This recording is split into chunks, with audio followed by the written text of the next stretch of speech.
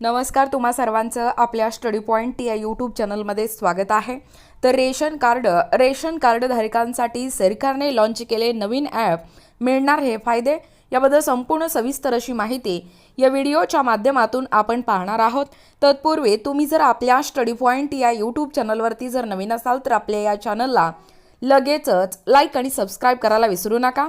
चला तर मग वेळ वाया न घालवता रेशन कार्ड संबंधी ही अपडेट काय आहे ते या ठिकाणी आपण जाणून घेऊया।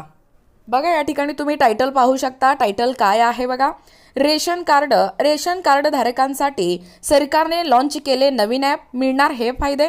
बघा, रेशन कार्ड अपडेट। सरकारने देशातील गोरगरीब जनतेसाठी अनेक योजना आणलेल्या आहेत, त्याचा फायदा सगळ्याच नागरिकांना होत आहे।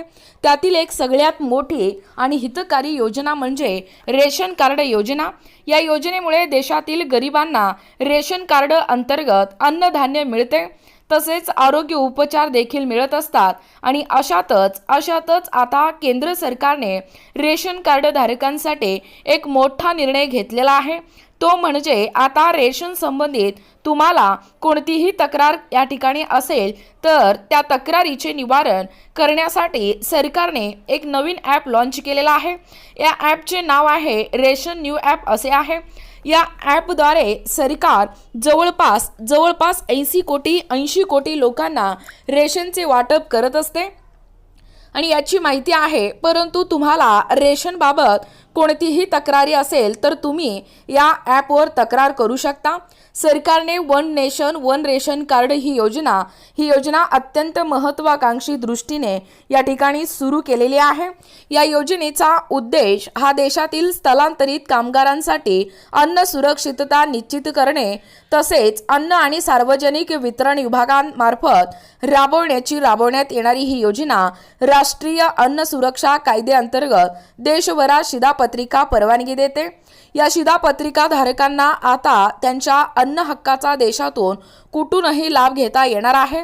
सर्व या ठिकाणी राज्य आणि केंद्रशासित प्रदेशांच्या या योजनेमध्ये समावेश करण्यात आलेली या ठिकाणी सरकारनेही वन नेशन व वन रेशन कार्ड योजना 2019 मध्ये सुरू केलेली आहे। या योजनेअंतर्गत देशातील नागरिकांना अन्नधान्य मिळत असते आणि यासाठी आता रेशन कार्डला आधार कार्ड क्रमांक लिंक करणे देखील खूप गरजेचे आहे। आता रेशन कार्डद्वारे जे रेशन घेतात त्यांच्यासाठी 1 नोव्हेंबर पासून नियम बदल करण्यात आलेले आहेत। यानुसार जर तुम्ही तुमचे KYC केलेले नसेल तर तुम्हाला रेशनवरील धान्य मिळणार नाही। त्यामुळे KYC करणे हे खूप गरजेचे आहे। तुम्ही जर अजूनही KYC केले नसेल तर लवकरात लवकर करून घ्या, कारण 31 डिसेंबर ही KYC करण्याची शेवटची तारीख आहे। अन्यथा तुम्हाला इथून पुढे अन्नधान्याचा या ठिकाणी लाभ घेता येणार नाही। बघा, एकूणच अशा पद्धतीने या ठिकाणी आत्ताच पाहिल्याप्रमाणे ही जी रेशन कार्ड धारकांसाठी सरकारने लॉन्च केलेलं नवीन ॲप कोणतं आहे व तुम्हाला त्या ॲपच्या माध्यमातून कोणकोणते फायदे मिळणार आहेत याबद्दल संपूर्ण सविस्तर अशी माहिती या व्हिडिओच्या माध्यमातून आपण पाहण्याचा व कव्हर करण्याचा प्रयत्न केलेला आहोत। अशाच प्रकारचे नवनवीन अपडेट पाहिजे असतील किंवा तुम्ही जर कोणत्याही स्पर्धा परीक्षेची तयारी करीत असाल किंवा तुम्हाला जर आमच्या अध्यापनाचे व्हिडिओ आवडत असतील किंवा तुम्ही जर आपल्या स्टडी पॉइंट या यूट्यूब चॅनलवरती जर नवीन असाल तर आपल्या या चॅनलला लगेचच लाईक आणि सबस्क्राइब करायला विसरू नका। भेटूया अशाच पुढच्या नवीन व्हिडिओमध्ये। तोपर्यंत धन्यवाद।